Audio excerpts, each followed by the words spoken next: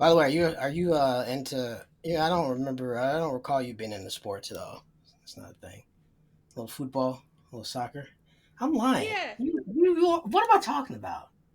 I know Good. I'm ball. sorry. I'm I sorry. know, You had. I know ball. Yeah. I'm tripping. That was whack. Yeah. Though, look, I gotta say, I am primarily a basketball girl. Okay. Um, but I this season, I don't know. I don't know. It's a tough time to be a Grizzlies fan. But yeah, I fuck with football, not the American kind, unless we're talking about the Okay. band from the Midwest. Yeah. But my I know just enough about the EPL to be dangerous, but my club, Mon Equipe, is a French club. Is that how you say it? My team, Mon Equipe, yeah, it's probably Okay. terrible No, no. pronunciation. So us like English speakers are just like wrong calling them Monaco then. No, uh, Mon Equipe is my team in French, um, but my team or my club is in the French league, Ligue 1, and that club is Olympique de Marseille, Okay. um, who are great. So you speak French. Actually, show idea for one day. We talk about the politics of soccer clubs. Oh, that's a visual essay. Like that's probably It like is, 2 hours, and yeah, you need a lot of cutaways, some background. Where people like you put like charts in the back, and I point at it. probably yeah. But Yeah. European European sports, primarily soccer, tend to be a lot more political in nature than American sports by far. Really? I think so. There have been like I think there have been hallmarks in American history where American professional sports became deeply political. Like I think Yeah. obviously the first one that we'd all think of is like Kaepernick, Yeah. but politics, and this isn't true for necessarily every club, right? But politics is embedded in many of the clubs by virtue of the sort of socioeconomic and cultural makeup of the supporters clubs inside the Yeah. clubs. No, that's Anyway, real. That's real. No, like in a well, yeah. I mean, in a way, that's why. I mean, I'm a huge soccer, football. It's football for the record, but not to you, but to listeners. But even in just like as I've sort of visited Europe and gotten more into like, there's very much so a sense of. I'll put it to you this way: the thing that gripes me the most about American sports, and there are a lot of things that get on my nerves, but the thing that gets on my nerves the most is that when a team wins a championship, do you know who is the first person to touch the trophy? the owner. Yes. Which See, is freaking absurd, right? Like you could never imagine like when Arsenal wins the Premier League in May, yes, I'm speaking into existence. Like Stan Kroenke is not going to be the first person lifting the trophy. Like, and I think that's like one of the I mean, there are many key distinctions, but that's the thing that always gets on my nerves. Like whenever Lamar Jackson finally wins a Lombardi, like Steve Bisciotti is going to be the first person to get it. And it's like I haven't seen or heard from him in 7 years, but it's fine. Anyway, politics of sports. Politics as usual. So you, my friend, well, welcome everyone. Hey, how y'all doing? What's up? Um, First of all, this has been a while. Kat, lovely to see you. How art thou? The background is amazing. Did you paint that yourself? it's actually peel and stick wallpaper that I did apply myself. Look at that. One take. Yep, one take over a couple of very meticulous hours, but I got it Yeah, done. yeah. So you need to start your own DIY channel too. Then basically is what we're walking away from this from. Maybe it's an option. Yeah, yeah, yeah. Okay, what you gonna tell us? Like, what if you could have 30 seconds to describe yourself to folks who have never seen your face or heard your voice? What would you say? I'm inclined to say I'm just some lady on the internet, You need to but understand yourself. well, right, yeah, I'm working on that. I think my official descriptor on most of my social media platforms is Southern leftist swamp witch. And that kind of Okay. like encompasses everything, right? Like that's geography, that's where I'm from, that's where I live, that's my Yeah. politics, Yeah. that's kind of like my like faith and belief system, and Okay. that's kind of it, right? Uh, you know this. I work in political tech by day, working. How's that? I'm, Uh, you don't have to do that. I'm sorry. yeah, to be on the side of the spectrum that we're on, you know how it is right now. Uh, yeah, my work is really in brand strategy and communications, and on the side, I'm a Grizzlies fan, no matter what, Hey. which even and especially no matter what this season. And I'm a mom, and that's pretty much it. Those are the big ones. Well, that's what's up. Well, we appreciate you joining us. First of all, Cat's dope. We love Cat. Um, Legitimately one of the smartest and most engaging, creative, imaginative people that I know. Anybody who's listening to this who knows anything about me is like, I don't look. Jobs are a means to an end. Like I just have developed the science of capitalism in some ways. So most of the time when I leave a job, I just no longer speak to most people who I worked with. I don't know if that's the case for like most folks, but it just kind of is for me. And I'm not saying it's right or wrong. It's just like, it's just, who I am. Take it or leave it. But Kat and I worked together. Oh wow. Well, it's almost 2026. What, 5 years ago now? Almost. Mm-hmm. Mhm. Fancy that. And we equally missed out on about $42,000 that Daniel Swain still owes both of us. Not So you naming names. oh for sure. Yeah, I'm done. I do not care anymore. This is the beginning of a decade long revenge tour. That's just the first name drop. But yeah, so we got cut out of about $43,000 from a pool of money for no reason, other than probably the fact that that I'm black and she's a woman. But we won't do that. And so yes, and if you want me to edit this out later, that's fine too. Just let me know. I can take it out. But anyway, welcome to the show. Speaking of things a little less controversial, perhaps, and straight to the point. There was a special election for a congressional seat this past week in Tennessee. What was it? Tennessee 9, I think. 7. Seven, seven, seven. In which the Republican, who is your standard Republican in Trump land, ended up winning the race by about 9 points. But Mm-hmm. there is a lot of noise on the other side. It's kind of twofold. One, folks are elaborately excited that a district that is plus 22 on the partisan spectrum, coming that far left.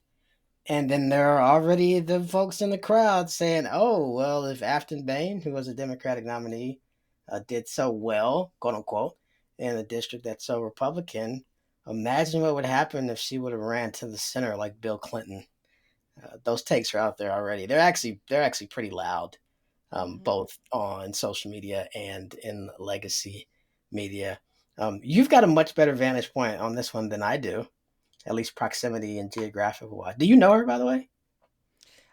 No, not well. We've been in the same room many times. I think we've probably been introduced a couple times, but I wouldn't say we're on like a first name basis. But I am very familiar with Afton's advocacy and her work, and am generally speaking an Afton enjoyer. Generally, did generally apply to her race for Congress to the Oh extent you, yeah, yeah, yeah, yeah, hell yeah.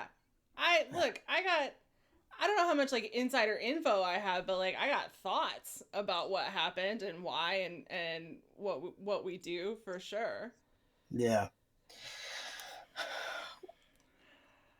I don't know. You want me to just like I was about to say I bleh. don't want to. Yeah, just spur it out, and All right. I'm just gonna loop it in. Here's what I think. I think that we got to decide, when I say we, I mean everybody left to center. And we'll include the center too. Center left. The center We will got not hold, but no, I'm I kidding. it sure won't, and it wouldn't have in this race.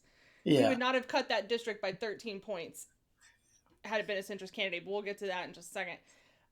We got to decide what the narrative is going to be in Tennessee. Are we going to continue to say it's a red state and there's nothing that we can do and people will consistently vote against their own interests, blah, blah, blah? Or are we going to say that the South is worth fighting for and that Mm. we got to start taking swings at it? We can't have it both ways, but it seems like one narrative prevails depending on how optimistic we feel. But like hope is not a strategy. Somebody, Marion Cobble would disagree with you. I was So gonna say somebody a lot more famous than me said that, I think. But yeah. yeah, what a lot of people are leaving out of their analysis as to why Afton Bain only cut the Republican points in that district by 13 is that up until I think 2022, when our maps were redrawn, um, if you actually look at a map of who represents how those districts are cut up, um, that district was gerrymandered for this exact result, Mm. right? Um, More than half of the total votes from that district come from Davidson County. Davidson County is overwhelmingly a Democratic county. It's strong blue down the entire ballot pretty much every single time. Um, and the Republicans know that they have to cheat in order to win. So that's why we're seeing a lot of stuff, but especially like redistricting efforts happening in other states right now. We just saw yesterday, I think came down from the Supreme Court. They're going to go ahead and let those maps in Texas fly, even though the lower court Mm-hmm. said, I don't know about all that. SCOTUS said, oh, we do. But anyway, um, yeah, the narrative right now about we should have run a centrist candidate is loud as hell, and it's also terribly wrong. Because, Mm. like, let's run the tape. Let's think about some of the centrist candidates that we've had running for other offices as big, if not bigger, in Tennessee in the last several years. In the last gubernatorial election, our Democratic nominee was Dr. Jason Martin, Yeah. who Remember him. was, a decently nice guy, and everybody Mm. thought he was going to be it, right? Like, he's a white guy, he's a doctor, he's very centrist, so he's going to appeal to everybody. But that just wasn't true. I mean, he couldn't even put up Bredesen numbers. And I think Bredesen might have been the last sort of like the blueprint for this, right? Mm-hmm. Um, and then you look at I don't want to talk about candidates in the race like right now for governor, but I'm just saying like it ain't gonna work. Yeah. It ain't gonna work. Yeah. I mean, I don't pretend to know how the politics land on the ground, and you know, s- suburban or greater Nashville and the surrounding areas. I did find some of the things that she said absolutely like engaging and enthralling. I wouldn't even say they were illuminating. For example, like I think there was a comment where she said she didn't like really like Nashville and that she lamented that it was such a huge sort of tourist place. There were tweets that apparently were deleted about like advocating for burning down police stations, which I won't get into the semantics of that. I do think like if I look correctly, I think she might be what 39. She's not yet 40. I do know that, which part of that for me is just like, hey y'all, this is just what politics is about to be for the next 20 or 30 years. Like everyone is going to have things that they said or did online that are quote unquote unbecoming. And so we're going to have to get to a point here pretty soon to where like, that's not sort of what we try to nail down as a defining factor, whether or not somebody's qualified or is going to be a good candidate or not. Mind you, I would say there's a person sitting in the Oval Office who, is probably um, um what's the word? There was this really famous song in 2024 where Kendrick Lamar calls someone a certain name. The president of the United States probably fits into that. And he also likes sexually assaulting women. So like the way in which we try to get outraged about certain things. Like I hate that the bar is just so low, and then we try to sort of do this intellectual dance to where we apply that same low bar, but then also try to exalt or say, hey, things should be like better, like we should expect more of people. I do get, like the hypocrisy that some people can find in that. Nonetheless, like Yeah. arguing that police stations should be burned down is not the same as locker room talk and saying that you just sexually assault women. So I think we got to get over that a little bit as a party and as just a political discourse in America in general. Yeah, I think so. Because the story will be about what you tried to hide, or the story will be about that you tried to hide something and not what you tried to hide, and that's what they did with it. Like, oh, deleted tweets. Oh, she's trying to hide that she's a radical leftist. Blah blah blah. Like, no, don't delete shit. And when they come to you about this, be like, yeah, I said that, and then you control the narrative. Otherwise, you're just trying to play catch up with what they're saying about you. Moral of the story, kids: stand 10 toes down. But part of this, and just sort of wrap it up, and I'd be curious, and I think I have a sense of where you fall on this, but I'd love to sort of hear it directly, because this is already like this smooth sort of talk and the thing that people love to have sort of cocktail chatter and write articles about, and it's going to be even more of a thing headed in the next year. Is the future of the Democratic Party, Zoran Mondami or Abigail Spanberger? Uh, Tired? You're like, no, I'm not going there. This is like legacy media's favorite question, Mm-hmm. and they've been asking the same thing for years, and everyone knows the answer, and yet they keep asking it as if the answer will change. Um, and like, I guess that's what happened when Ezra Klein becomes like literally a part of your, literally a part of your party strategy and operation and vision casting and forethought. But I I've had so many Roman empires before his interview with Ta-Nehisi Coates, mm, but like I kind of wish I could delete everything that was my like proverbial Roman empire before that, so that interview could be my Roman empire. Did you watch? Sorry, I'll answer the question, but like, did you see that interview between the two of them, or like any of it? no, I have intentionally avoided that, and I You know I know, need to good. watch it at some point. But You don't need to. okay, great, thanks. You don't need to. You already know. Um. Anyway, yeah, it's they're still asking themselves that question, and it's funny that you mentioned that and that you framed it the way that you did. I have been sitting on an early draft that I need to go back and refine and finish of my next article for my Substack, Okay. and it's about narrative strategy, and it's about Mm, messaging, and specifically it's like a little bit of like a message breakdown of what was so effective about Zoran's campaign, but it's also trying to tease that out and then make it not like a template, but make it easily digestible, because the narrative that I'm already seeing emerge from the Democratic establishment writ large, that I've started to see pop up in a lot of different races. And it's funny that you initially thought that the Afton's congressional district was 7 or was 9, because that's one of them. Anyway, age and experience. I'm calling it right now. mm, Age and experience is going to be the narrative that the Democratic establishment runs. Like, that's the play they're going to run for all of the primary challenges that they will most assuredly face over the next probably 4 years, 4 to 6 years. Um, we see it playing out. Well, you saw it play it out. Cuomo tried that shit with Mamdani. did it Uh, failed miserably? But we saw how that worked out. Steve Cohen's trying to do that right now in Tennessee's 9th congressional district with House Representative Justin Pearson, who was primarying him.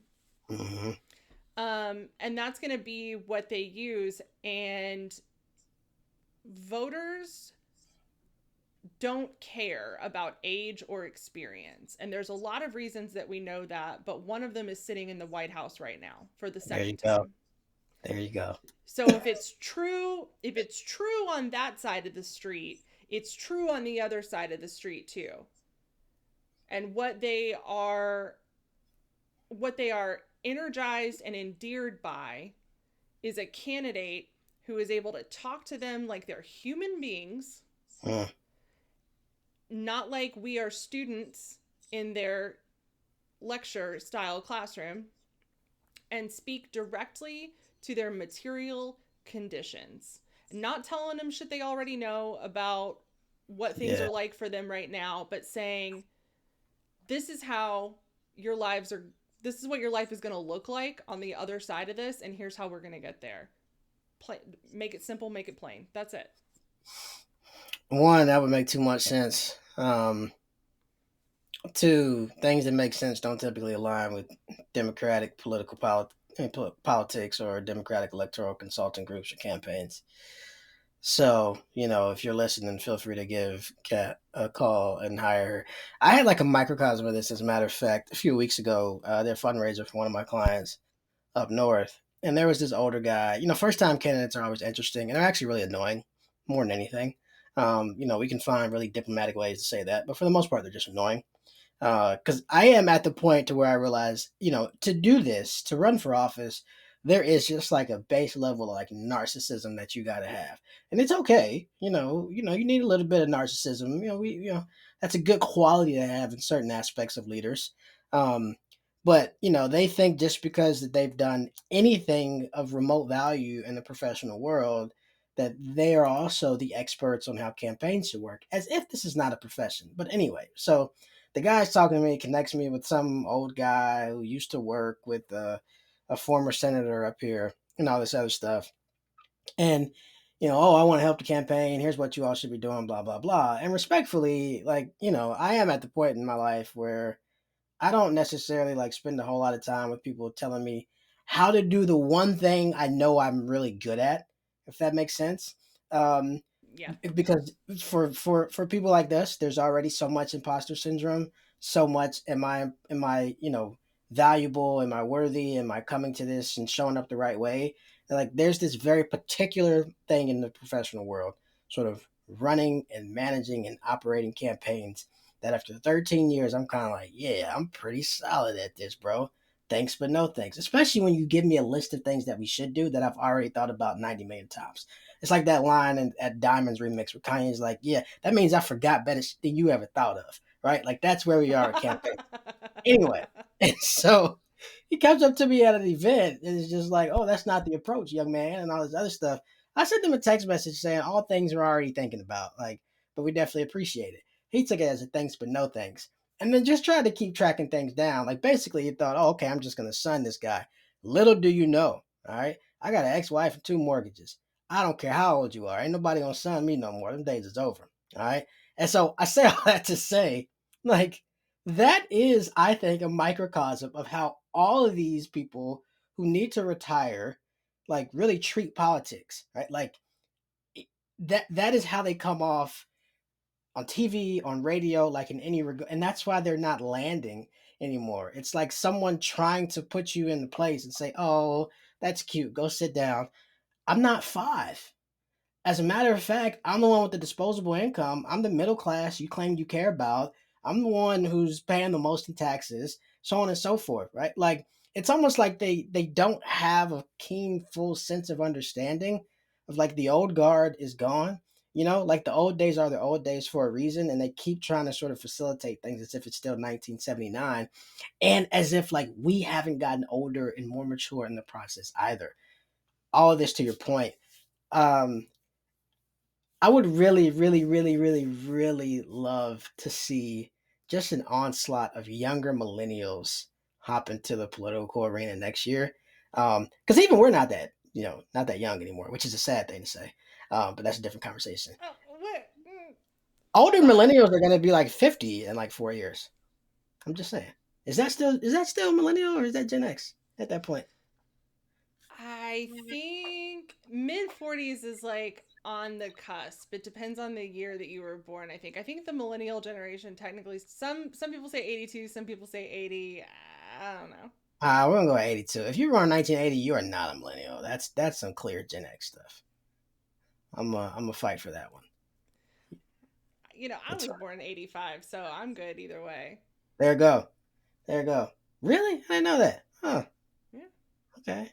Well, you don't look a day over, 36. So anyway, I hope Yeah, that's thanks, man. that's meant to be a Heard. compliment. Anyway, talk to people like they're human beings. And be nice to them. But I don't think Democrats will they'll get that anytime soon. Speaking of human beings, I want to shift gears a little bit here. There's been a lot of discourse. I think Minnesota Governor Tim Walz back in May made kind of a, I guess, I don't know if he meant it to be tongue in cheek, but compared basically ICE, which is I have no idea what ICE stands for actually. I could look it up, but Immigration um, and Customs Enforcement. there you go. Thank you. That's like a tremendous propaganda done right. That I have no idea. I had no idea what it stood for, but there are already sort of images being evoked in my head about them. But anyway, Minnesota Governor Tim Walz made a kind of tongue-in-cheek comment about equating ICE to the Gestapo, which was the German secret police, which came about in the early 1930s at the beginning of the Third Reich. I guess less. There was actually a huge video. I don't know if you saw it. The one about I think it was a nurse down in Florida who ICE officers detained earlier this week. She's an American citizen, has no criminal activity, no priors, nothing that would even, I don't know nothing that would, signal probable cause or anything like that. And the stories of like that, unfortunately, are becoming even more sort of rampant and commonplace. I want to see and get your insights less on, the day-to-day operations of ICE. I think in the most recent congressional budget, they got an increase of about $75 billion in funding. So we're going to see even more ICE agents in their masks doing unlawful things over the next 3 years. But what type of language, what type of narrative, what type of online and offline, power mapping, grassroots sessions, like what type of language and narrative is best for sort of cultivating a group of people who can successfully have not only conversations but build political and community power to combat this. Like, does it, put another way, in your estimation, are we at a place to where people even can like actually comprehend something mirroring early stages of the Gestapo, or are people that removed from sort of what the beginnings of the Third Reich actually were that we just got to find different ways to talk about this? That's a really good question. I think I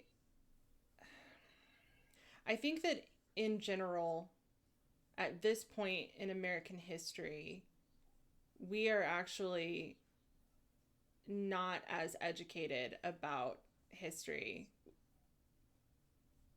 as I think we should be in order for a comparison like the Gestapo to really make sense. Hmm. Like, here's what I mean by that. World War II is covered as like a unit in an American history Yeah. course, right?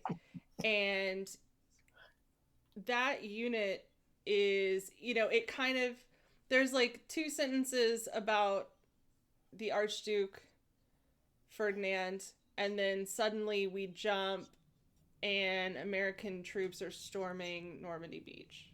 Yeah. There's a lot that happens in between the two, and I don't let me go on a tangent about why it's done that way because by and large we're not proud of how long it took us to get involved and the reasons that we actually finally did get involved. Don't go there. That's a whole other episode. Anyway, so I just don't think that people really in general know enough Yeah. about the the Third Reich and its rise, right? Um, because I will sit here and be pedantic as hell and be like, I wouldn't compare ICE to the Gestapo. I would compare ICE to like the brown shirts, to the SA, Hmm. not the SS. Um, or there is another paramilitary group, the Freikorps. That to me, that's closer, right, than the SS. But anyway, um, I think that as far as what language works, I'm not 100% sure yet. I do know that because of the amount and velocity of information that we are exposed to on a daily basis, we experience fatigue at a much faster rate. Like, think about the term fascist. Yeah. How long have we been using that term to describe this administration? Um, it hasn't quite stuck yet, has it? So, why do we think that naming more specific illustrations? I don't know. Maybe I'm open to being wrong about this, but I think that if we're going to use words like Gestapo, we have to help people understand what they did, Yeah. you know? But I think that's too much legwork when we could just say what's happening and why it's not okay. Yeah. I don't know, maybe the most uniquely like American thing we can do is be like, we're actually not going to make comparisons to other countries because other countries feel like other planets to us because of who we are as a country and our culture and things like that. Maybe we stop drawing comparisons to things and maybe we say, hey, this is what ICE is doing and this is why it's wrong. Full stop. Stop. Yeah. I 100% agree. I mean, I think like one of the challenges, someone had asked me this. I don't know, it was last week. I didn't have an answer for it, and even as I've thought about it, I actually kind of still don't have an answer. Um, which I think is one of sort of the supreme challenges of the time that we face. In that, you mentioned how long we've been referring to this administration as fascist. Not long enough. Not long in terms of the time that it actually takes for fascist regimes to reveal themselves as fascists. And I think like that is a microcosm of sort of American political, social, short attention span culture. Insofar as this guy was president and did all these things that didn't said all these things people didn't like, that they found offensive, that they were marginally repulsed by, that may or may not have been legal, caused a lot of people to die from a pandemic that didn't have to die, and then lied about a lot of things there, and then lost an election and tried to say that he didn't lose it, even though we know he did, and even though we know that he knows that he did, and then spurred people to go to the Capitol and try to overthrow it and cause an insurrection. And then 3 years later, because eggs and milk are too high and used cars are double the price, hey, let's give that guy a try again. Uh, what challenges me the most about where America is and where I think it's headed is that it doesn't seem like there's even the possibility for folks to sit and do anything that is not only directly beneficial to them, but that they can't see the consequences or the outcomes of almost immediately. Uh, and so I think like bringing that full circle, like that's kind of why I get what Walls was trying to do, and I know some folks are probably like, "Hey, well, this was 5 months ago." Well, he said it, and I've seen this online and in articles 100 times since then. So, like, ICE and the Gestapo is like a thing for people of a certain socioeconomic or professional ilk, if that makes sense. And I say all this because I think, and I love to hear if you like disagree. Part of why I want to push back against it, even though I don't have the language of it yet, is just like, hey y'all, we can't say it's like saying, you remember when we were supposed to start saying Latinx? Um, because and I don't know why, and that's the problem. Nobody told us why. It was just like, well, Latinx is the appropriate term now. I'm like, y'all, I'm from Panama. I got a lot of people and family I love who are from many of these countries. Got laughed out of the room trying to tell people we're supposed to use the term Latinx now. What are you talking about? Right? So it's almost like another example of this sort of activist pie in the sky language that most people can't identify with, whether it's because of ignorance or sort of explicit arrogance and stupidity. But nonetheless, right? Like, if you're not going to be able to take the time to explain like what the Gestapo is, I don't know if we can really, make it sort of normative to say ICE is like the Gestapo. Well, to most people, that's just the name of something that they needed to kill in the third round of a Call of Duty video game or something, right? Like, at what point do we start making some of this language a little bit more tangible um, to folks? And I don't know if that's like, I don't know if that is a place where I want my politics to exist, if that makes sense. But it might just be me being older and jaded and recognizing that this is just where we are at this point.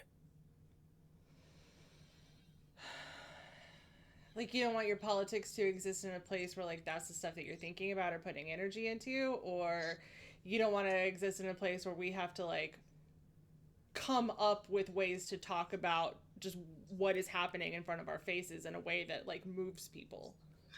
Both, right? Like I lament the fact that I feel like it's of tremendous value to sit here and talk about, hey, should we compare ICE to the Gestapo?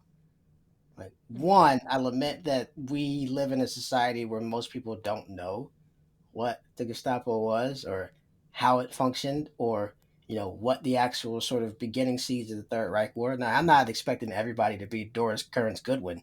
All right, like folks don't sit and watch documentaries for fun the way I do. Like I love rolling up or taking an edible and watching 10 hours of the American Revolution. I don't expect a lot of people to do that, but like there, there, Fair. there used to be, I think, a certain contingent in this country who, and some of this might just be like times change, people get older, right? But there's a certain contingent in this country you can make certain comparisons, and you would understand that. But also on another point, right? So I lament that, and I also lament the fact that we've got to be incredibly intentional in thinking about one, how do we explain these things, and two, how do we create narratives that land with people within 30 or 60 seconds, which I'm not sure has always been the case, and whether or not there's even a possibility out of this, right? Like it's social media now, but before that it was, the internet in the Obama era, and then it was television, and then news and so on and so forth. Um, and I don't know if our sort of culture is always destined to be just a matter of 30-second clips, like indefinitely. And how you explain nuanced things that drive people and engage their emotions. Because I think the biggest thing in order to be able to change policy now, unfortunately, is being able to tap into a drive emotion more than anything else. I just did a whole lot of talking, but Yeah, I think there's something to that, for sure.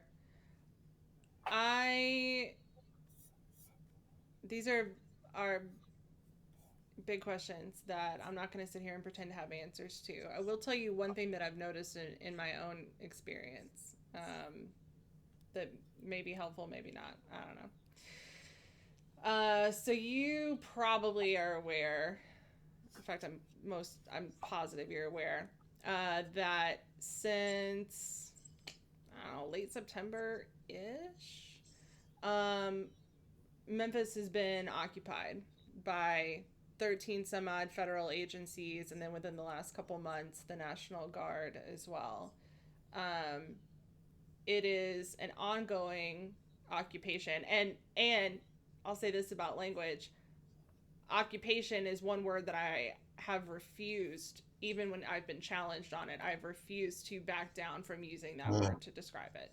And I'll tell people, like, I'll sit here and debate semantics with you. I'll debate, who should be here and how many and what they should be doing all day. I am not going to debate that this is an occupation by any definition it is. But anyway, um, we've had every alphabet agency you can think of. We even got IRS agents out here deputized, arresting people. Listen, they believe in that. listen. Yeah, I'm like, I got a list, right? I What? think like the American people have a list, IRS. If you want to go arrest folks for financial crimes. Anyway, 1600 Pennsylvania Avenue. yeah, exactly. Exactly. The what's been really interesting to watch is the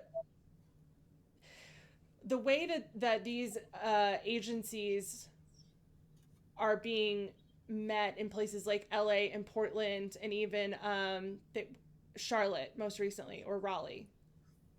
Don't Charlotte thing. Charlotte, right? Um, Chicago. How could we forget Chicago?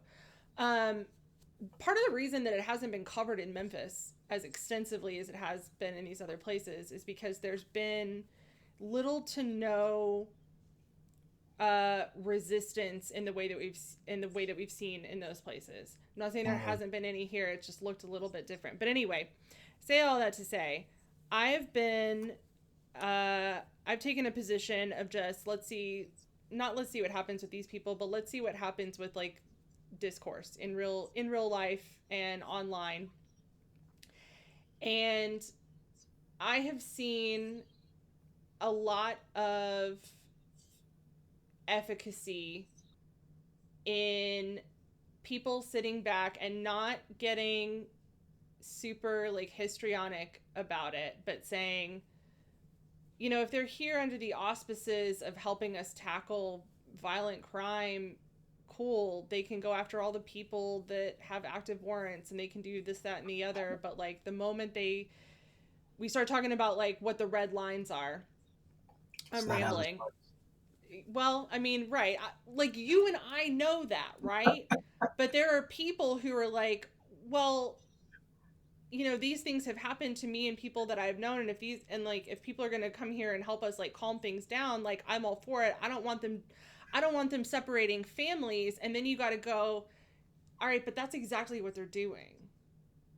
And so now it's taken a couple months, but now I've seen the tide shift in Memphis, just like when I'm in line or when I'm in the waiting room talking to people or like on like Reddit and stuff like that, the line has started to shift from, well, if they're just here to make sure that like fin-fins with drive out tags aren't doing 120 miles an hour on 240, then I'm all for it, to, hey, do you guys think that maybe they're trying to normalize military occupation of cities for like some other reason?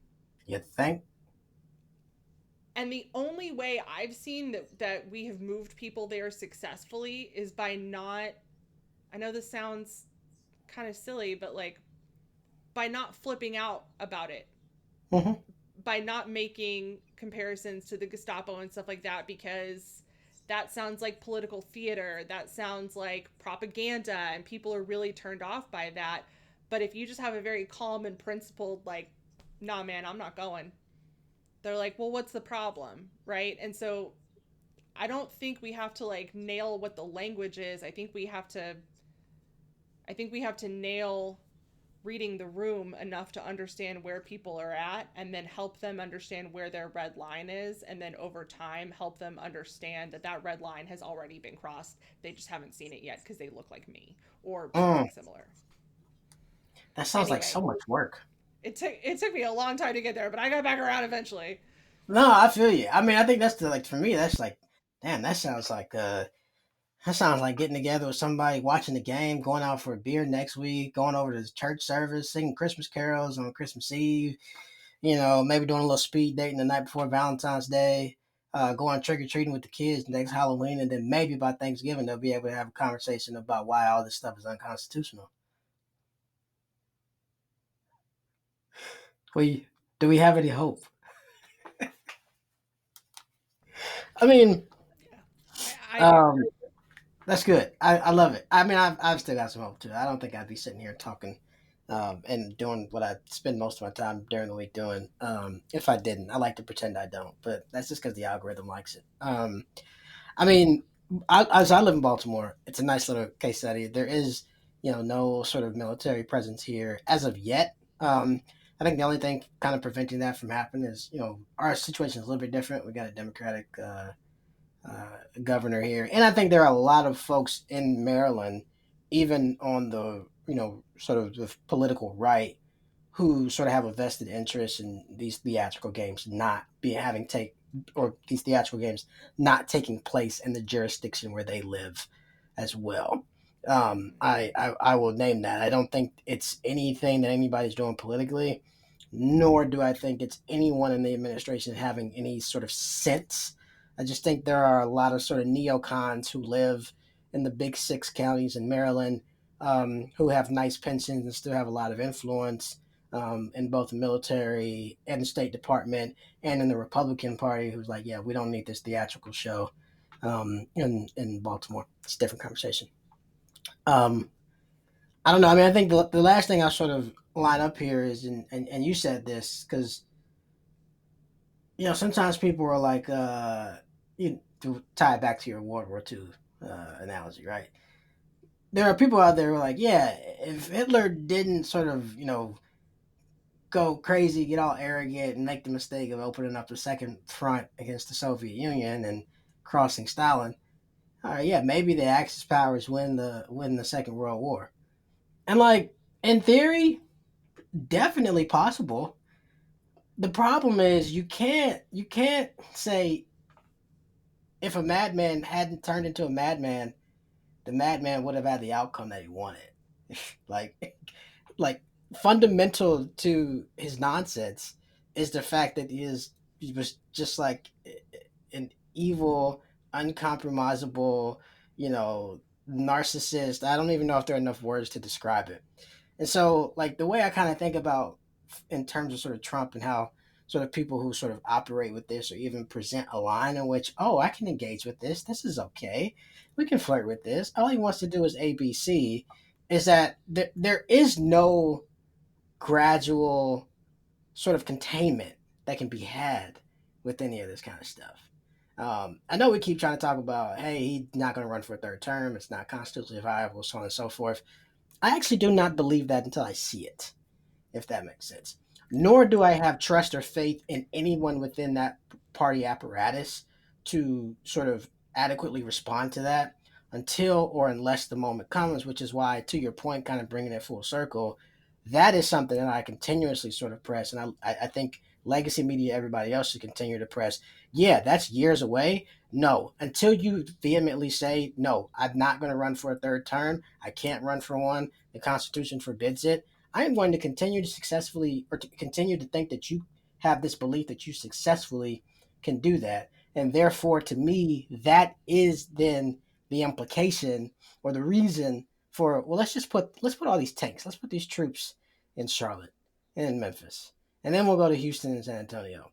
And then we'll look at our battleground states. And we're going to send troops to sit like I do not doubt, and I don't have any, sort of intel here, right? But like I think all these are just little testing grounds for Philadelphia and Pittsburgh and Phoenix and Atlanta and Milwaukee and Detroit, right? But you can't do that less than a year into your second term. Right? You got to gradually flow into it. And I would say I don't think it's a coincidence that so far it's what? Chicago, Charlotte, Memphis, LA, Oakland. Little like Charlotte is a lot like Atlanta, right? Mm-hmm. Mm-hmm. Memphis is a lot like Atlanta. Chicago, from a terrain, geographic sort of population standpoint, a lot like Milwaukee and Detroit. I don't like to give these folks credit and like they have forethought and that they're being strategic about what they're doing. But I do think there's an element of sort of an underlord here who does have a sense of what they're doing. I think all this is a test run for them to drop troops into places, in August of 2028 and say, yeah, you don't get a chance to vote actually. But that's just my opinion. I hope I'm wrong. You want to hear an even darker take I do. that'll make you feel better about yours? Yes. I'm not sure they're gonna wait till 28, dog. Oh. I don't. I think that third term. So some people have hypothesized that that that constitutional guardrail can be constitutionally limited during a time of war. So like, look, I think I went to school for cultural anthropology, not con law, I but done read it, right? There ain't no caveats to the. I'm sorry. This um, isn't your argument. no, it's not. And but I don't even think people need to understand these folks are not gonna take the path of most resistance. They're Mm, gonna take the path of least resistance. They're not out here playing 5D chess. They're just walking up to the board and going, right? We're all trying to Yeah. be 10 moves ahead of them. They're just going to knock the board off the table. And this is what I really want to be wrong about. Donald Trump is not popular in his own party. True that. Um, he's not popular amongst most Republicans. Full He stop. is he is not popular amongst the Republican establishment behind closed doors, and they see this man as a liability, I think, in many ways. It's also true. I don't care what letterhead it's on. That man is not well physically. Yeah, I think that's pretty obvious at this point. He's also just old as hell. So, like, that's. Hello. I think that he may not see the end of this term. I think he'll shuffle off this mortal coil for one reason or another. You remember how well JD Vance did in that vice presidential debate? He was pretty solid. I hate it, but he It was was pretty solid. it was really upsetting to watch. Yeah. Um, the the the senator from Ohio is who people were like, yeah, okay, I kind of like this guy. It's weird because he seems like he's moving differently as vice president. Like he's somehow like even less like, I don't know what it is, but anyway, long story short, short story long. I think that they're not even third term isn't going to be part of it's not even in the equation, and they're not even going to have to try and run JD Vance in the next presidential election because he will have under what the 27th 20, 25th 27th amendment 22nd. 22nd. Yeah, they'll just go ahead and do that. Oh, so you And don't have elections. No presidential election. look, I want to come back to this clip years from now and be like, damn, I was lost in the sauce. Like, man, I we were talking a lot about how people don't know enough about World War II history. I mean, it's the craziest. I'll say this. Me and my love for documentaries. I was watching the U.S. and the Holocaust for like the second time a few weeks ago because it's just what I do. Um, and it's the gradual nature of authoritative power. And on my list actually is there's this great sort of dramatic series apparently about Mussolini that one of my homies on Substack said I should binge watch. So maybe I'll do that tonight. But it's just like from a contemporary standpoint, it's almost like we can't envision a world where bad actors who have really bad intentions play a long game because nothing about our existence prioritizes playing a long game anymore, if that makes sense. And so perhaps like 20 years ago, it would be a little bit more, it would land a little bit better with people, this sense of like sort of slow progress into authoritative control. But I, for one, know a lot of people who are like, oh, well, we had one term of Trump and we survived it just fine. We'll be fine again. And I think, one, that's a gross miscalculation. Two, you gave him and his cronies 4 years to figure out how they would do it. Three, history is littered with circumstances of folks who figured out the apparent sort of holes in the guardrails to democracy and took advantage of it. Moral of the story, kids, you need to go watch a documentary on the build up to World War II. And there it is. yeah, Uh, you want to shift gears to something that's a little bit more, a little bit more. I don't even know if it's a more fun topic. Um, man, if you bring up RFK, I'm gonna. nah, I can't do that right now. Okay, all right, yeah. Go ahead, go ahead. I was gonna say I'm gonna fucking crash out. No, no, I was gonna do the China the China one child. Did you get a chance to watch that? No, not the whole thing, but I mean, It was so cringe. Um, so to folks who are so there's a New York Times article, an opinion documentary about an actual documentary by please don't play. There you go. It's called Only the Lonely. I am gonna say this young lady's name wrong, and I apologize. First name is Violet Defung, I think it is. Who made a feature-length documentary called The Dating Game, not available on any streaming apps that I saw in the US. Maybe it's on YouTube. Take a look. And then it's basically about how young men in China are struggling to find um, uh, women who they can, date and court and eventually marry. I suppose for the longest, China, because of its population boom, had a one child policy, so you could only have one child in China. That led to a lot of consequences that absolutely no one could foresee. And being sarcastic, one of them being that many couples would prefer to have a male child instead of a female child, and so a lot of girls were those pregnancies were terminated. But then also there are hundreds, probably tens of thousands of horror stories that you can look for on your own about sort of circumstances of baby girls being abandoned or sometimes even sort of worse than that happening. That policy has since been gone for a decade, but now they are really coming to grips with what that means from an economic standpoint, obviously, but also a social one, in which they say that China has about 30 million what they call surplus men. So there are 30 million more men throughout China in the sort of same age demographic than women. Um, I found it really interesting. I think is the word I would use to start. I'm definitely gonna go find the whole thing and watch it. Um, this may or may not be a precursor to what a lot of developed nations are gonna see. 30 years from now. Now, look, it's not going to be this pronounced. So let me back that up. Let me walk that back a little bit. That's a little hyperbolic right there. I don't know if the U.S. and obviously Finland and Sweden and other places don't have one child policies.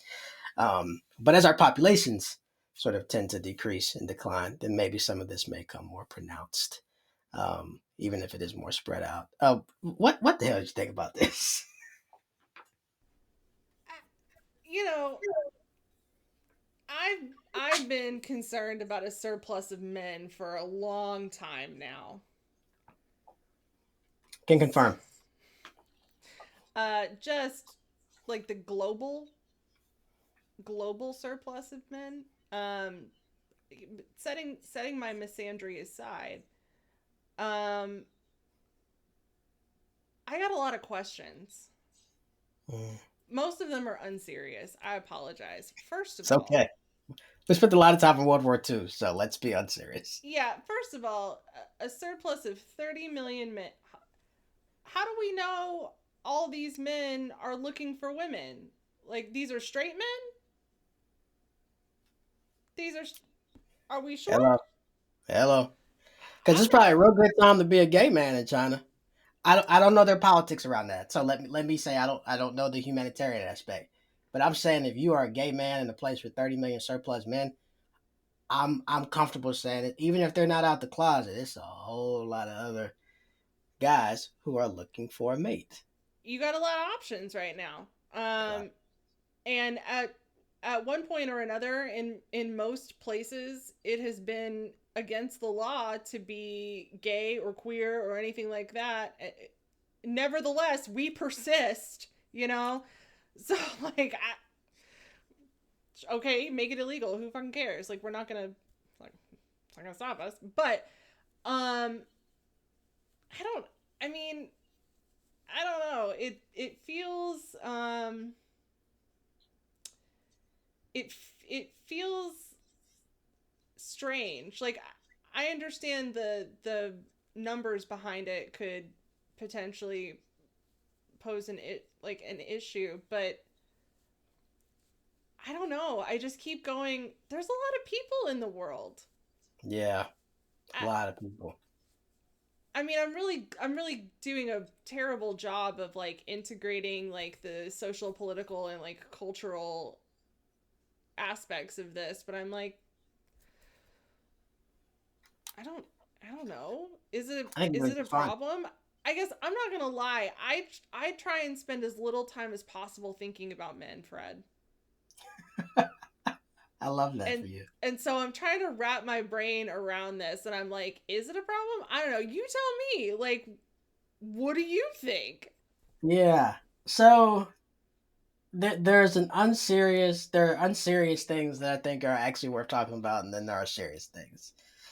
So I'm gonna do the serious stuff first because I think the serious stuff is probably like a much longer conversation. And that being, and I often have conversations about this in the day to day with people that I actually love, consult with, write with, whatever. Um, and I'm not saying this should be the case. Again, I live in the world as it is. There, as if you when you have a significant amount of more men than women, and when you have a significant number of men who feel slighted by women, whether that is reality or not, if you don't do the very hard and active work of breaking down that social stigmatism, those things do have longer term consequences. Criminality, militarily, whatever it is, right? I don't think we're anywhere near sort of confronting those consequences in any of these developed nations. I think that's a quarter century away. But those are very real things that we need to start having conversations about. That's the serious side of this. I'm not equipped to really go down that road in depth right now. The unserious side, though, is that there are 1.4 billion people in China, bro. Like, so even if there's 30 million more men than women, it's still a lot of women in China. Are y'all just like that unattractive? Is your game that bad? Like one, like I really would love. I want to talk to the guy who's the dating coach, right? Like, what kind of racket are you running? Yo. Like, he needs to be indicted. Or he just needs to add head count, you know? Like maybe quality of service is declining because his his roster is 30 million men. I mean, that's a lot for one dating coach to handle. But no, that's true. I guess like and they're thinking about this surplus from like a generational thing, right? Like Yeah, they're compared to women of the same generation in China. Yeah, just if I may advocate for consider women who are maybe a little bit older. what a novice concept. I'm biased, but I don't think I was really that worth dating until maybe 5 years ago. I mean, like I've always been worth Wow. dating, but Yeah, like yeah. No, I know what you mean. This is a revelation to me. I had I had too much stuff to do and figure out and yeah, maybe like 5 years ago is when I was like, yeah, I'd date me. Yeah. So maybe just like I, kook it I up. think, yeah, I agree. I mean, that's actually quite the, I don't actually know a lot of women in my life who, like, would be honest about that. So, bless you, Kat. Look, 30 million doesn't seem like that much in a country of 1.4 billion people, number one. Number two, like, I need to start me a business doing this and have another side income because this just seems to be incredibly lucrative. And I know by way of how much I see the damn term red pill online that there is a segment of young men in every American city who would pay for this. So if you want to come drop a check for homeboy to tell you how to talk to a lady, please give me a shout. Shoot me an email. I'd love to send you an invoice. Um, Number three, Listen, no, go ahead. No, this is not that important. wasn't it like OpenAI like relatively recently, like within the last, I don't know, 30, 45 days, maybe 30, 60 days, said something about like offering that they would start creating or incorporating like adult content into Oh their. yeah, I can see that. I just know Sam Altman saw that story come through about that surplus and was like, There it is. I got you boys, Time don't to make cake. worry, daddy's on his way. Time to make cake. Um, the other actual. somewhat serious, not serious. I think it teeters the line between serious and unserious here. Is I think most incels are made up. Uh, and what I mean by that is like I would love, and I obviously I said I haven't seen a feature length one of these, but I would love to just walk with any young man who's reasonably doing okay. All right, let's say you're 26. You're six, solid five and a half, maybe. You got a decent job. Maybe you got a little studio apartment, or you're in the basement of your parents' house, but you got your own, entryway and bath. That's fine. And this is a side, but like, hey, I don't think you can knock people living with their parents and family now either. Like, this is not 1979. All right, Period. if you still living with your folks, that is not a deal breaker for dating somebody at this point. I'm sorry. Um, Everything is too damn expensive. But um, but I think I would love to walk around with them and just see, okay, what type of attention do you get? What type of attention are you seeking?